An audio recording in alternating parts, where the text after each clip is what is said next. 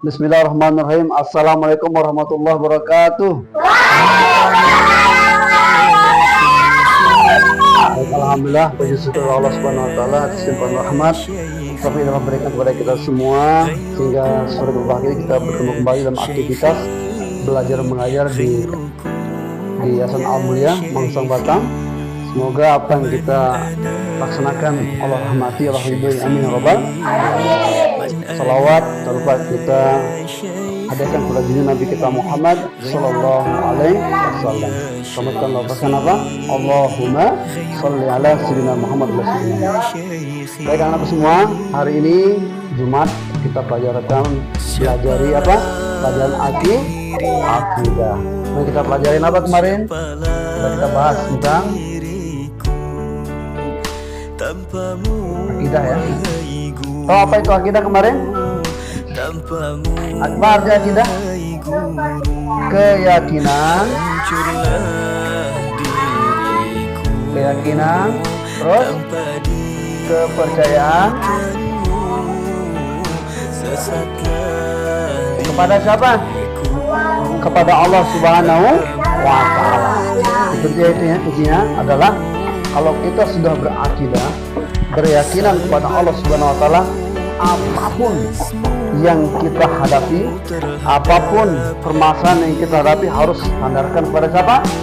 Allah Subhanahu wa taala. Karena kita diciptakan oleh Allah. Kita termasuk makhluk Allah. Langit dan bumi siapa ciptakan? Allah. Semua yang ada di bumi dan langit diciptakan oleh Allah Subhanahu wa taala. Sehingga dengan itulah kita harus menyandarkan diri kepada Allah Subhanahu wa taala. Sesudah kita berkeyakinan, apa kewajiban kita sebagai orang Islam, sebagai hamba Allah?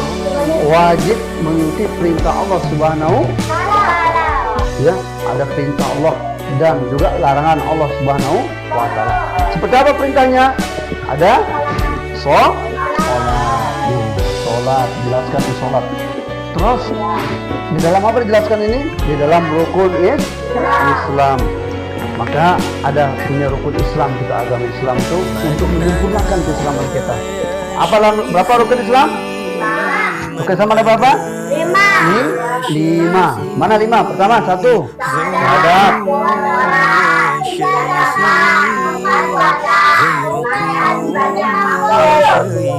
Ketika kita seorang hamba Allah mengerjakan seluruh yang ada di dalam rukun Islam, maka sempurnalah kita Islaman kita. Pertama, akidah tadi dibahas dalam syahadat pertama. Asyhadu alla ilaha illallah wa asyhadu anna Muhammadar Rasulullah. Apa itu? Saya bersaksi bahwa tiada Tuhan hak disembah hanyalah Allah dan Nabi Muhammad adalah utusan Allah. Ketika keyakinan itu berjalan, maka yang kedua diperintahkan sholat. Yang ketiga terus apa tadi? Zakat. 4 puasa. 5 haji bagi imam. Nah itu ya maknanya. Maka ketika takwa kita laksanakan, perintah Allah kita laksanakan, kita juga wajib menjauhi larangan Allah Subhanahu wa taala. Apa larangan Allah? Seperti apa contoh salah satunya?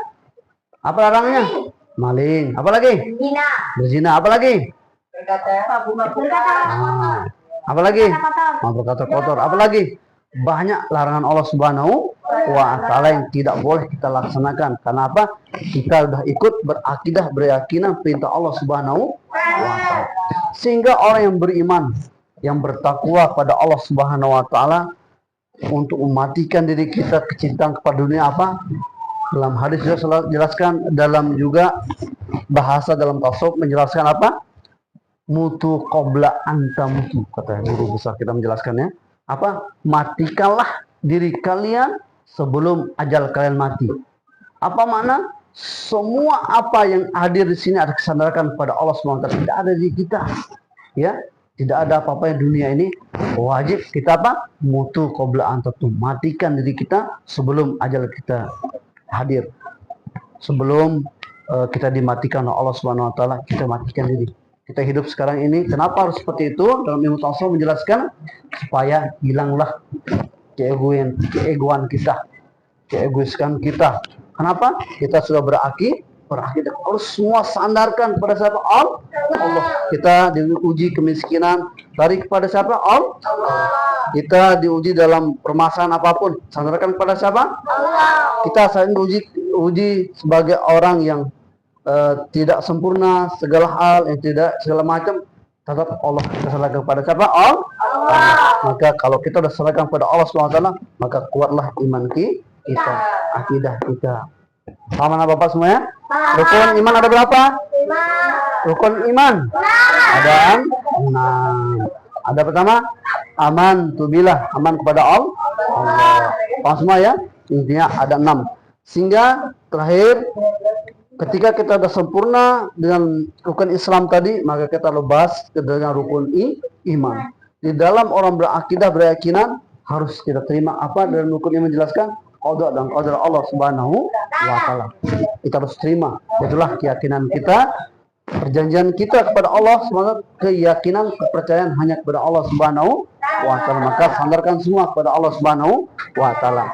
Baik, kita jalankan semua tadi itu, maka disebutkan juga para guru kita ulama menjelaskan nilai man arafa rabbahu man fasal jasa. Jadi ketika sudah sempurna keyakinan kepada Allah Subhanahu wa taala, maka kenalah diri kita bahwa kita adalah makhluk Allah Subhanahu wa taala yang tidak ada apa-apanya selain Allah Subhanahu wa taala. Ya, kuat nih. Ada 2 poin ini, kalau anak bapak kuat keyakinan kepada Allah Subhanahu wa taala, fondasi kita.